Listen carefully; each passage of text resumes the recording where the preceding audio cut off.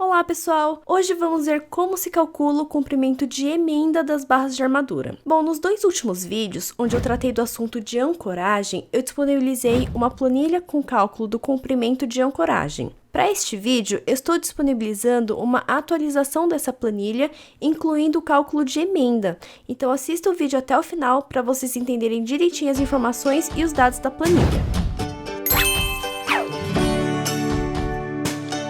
Antes de começar, já deixem o like no vídeo e para quem é novo aqui, não esqueça de se inscrever que isso ajuda muito o canal. Bom, às vezes, por disposições construtivas ou pelo próprio comprimento da peça, é necessário fazer uma emenda nas barras de armadura. E essas emendas podem ser de três tipos: por traspasse, por luvas com preenchimento metálico ou luvas rosqueadas ou prensadas, por solda e até mesmo por outros dispositivos mecânicos devidamente justificados. Mas hoje vamos falar só sobre as emendas por traspasse, que são as mais comuns. Bom, o cálculo do comprimento de emenda é bem simples e deriva do cálculo do comprimento de ancoragem. Para quem ainda não viu esse vídeo, eu vou deixar o link aqui em cima para quem quiser ver depois. Bom, e como eu falei no vídeo de ancoragem, no caso de ancoragem por aderência, a barra deve ser ancorada em um comprimento suficiente para que a aderência ocorra. Então, da mesma forma, no caso de emenda, também se deve garantir um comprimento suficiente para que os esforços sejam transferidos de uma barra para outra, na região de emenda. E isso também é possível graças à aderência entre o aço e o concreto. Mas esse tipo de emenda não é permitido para barras de bitola maiores que 32 milímetros. Então vamos lá. Primeiro, vocês têm que saber que o comprimento de emenda por traspasse em barras tracionadas é diferente de barras comprimidas. E a expressão do comprimento de emenda por traspasse em barras tracionadas é essa daqui, onde o L0T vai ser o comprimento de emenda em barras tracionadas, que vai ser igual a um alfa, que é o coeficiente função da porcentagem de barras emendadas na mesma seção. Calma que já vamos ver o que é isso. Vezes um LB necessário, que é o comprimento de ancoragem necessário. E, de novo, eu mostro direitinho como se calcula o LB no vídeo de ancoragem. E isso tudo tem que ser maior que um L0T mínimo, que é o comprimento de emenda mínimo, que é o maior valor entre 0,3 de alfa LB, onde o LB é o comprimento de ancoragem básico, 15 φ e 20 centímetros. Aí, quando as barras têm diâmetros diferentes, o comprimento de traspasse deve ser calculado pela barra de maior diâmetro, tá? Então, se eu tiver que emendar uma barra tracionada, o comprimento de traspasse vai ser esse L0T. Mas isso é válido quando a distância livre entre as barras emendadas for entre 0 e 4 φ, onde φ é o diâmetro da barra. O que isso significa? Imagine que eu tenho aqui uma viga e eu preciso fazer uma emenda no ferro superior dessa viga. Bom, aqui percebemos que a distância entre as barras a serem emendadas é praticamente nula. Então, o comprimento de emenda vai ser o L0T.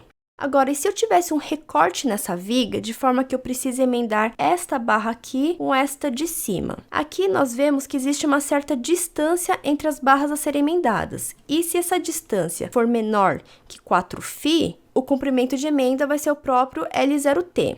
Mas se essa distância for maior que 4 φ, nós vamos ter que somar esta distância D no comprimento de traspasse L0T.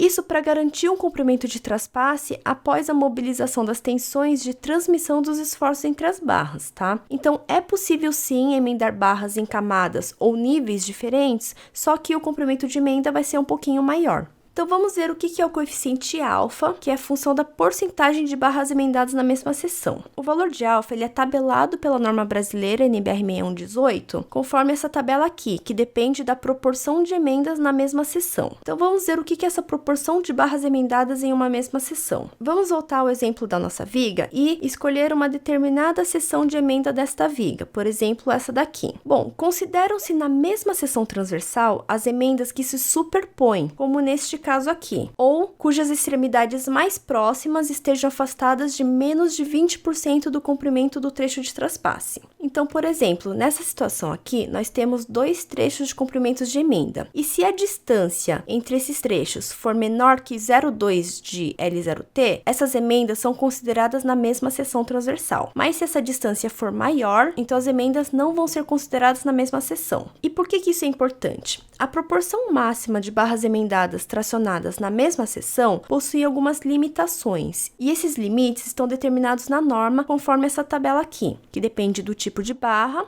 da situação de detalhamento e do tipo de carregamento. Então, por exemplo, no caso de barras de alta aderência, que são as barras mais comumente utilizadas, dependendo de se o detalhamento for em apenas uma camada ou em mais de uma camada, eu possuo uma limitação de barras tracionadas na mesma seção. Se o detalhamento for mais de uma camada, eu só posso ter 50% das barras emendadas na mesma seção. Eu já vou mostrar um exemplo. Mas em barras comprimidas, todas as barras podem ser emendadas na mesma seção, tá? Então, uma vez obtida essa proporção, nós vamos voltar à tabela do alfa e ver o valor correspondente. Então, se eu tiver, por exemplo, 100% de emendas na mesma seção, o valor de alfa é igual a 2. Então, pode ser que você já tenha ouvido falar que o comprimento de traspasse é o dobro de ancoragem, ou o traspasse é 2 lb. É que em elementos mais simples, que não sejam armados em duas camadas, eu posso ter 100% de emendas na mesma seção, e o valor de alfa é igual a 2, isso está correto. Mas pode ter casos em que eu tenha que fazer emendas alternadas, e aí o valor de alfa, e consequentemente o comprimento de traspasse, pode ser menor. Bem, e no caso de armaduras comprimidas, todas as barras podem ser emendadas na mesma seção e o valor do comprimento de traspasse, L0C, vai ser o valor do próprio LB necessário, sem a necessidade de ampliação pelo coeficiente alfa. E claro, isso deve ser maior que o comprimento mínimo de traspasse, neste caso, 0,6 de LB, 15 φ ou 20 centímetros. Bom, vamos ver aqui algumas dicas de detalhamento.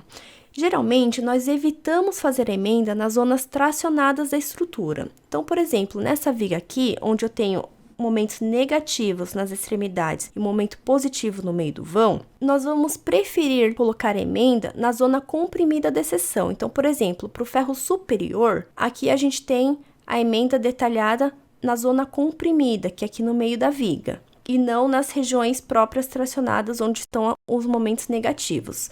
E da mesma forma, para o ferro inferior, nós vamos detalhar a emenda na extremidade e não no meio do vão, que é a zona mais tracionada.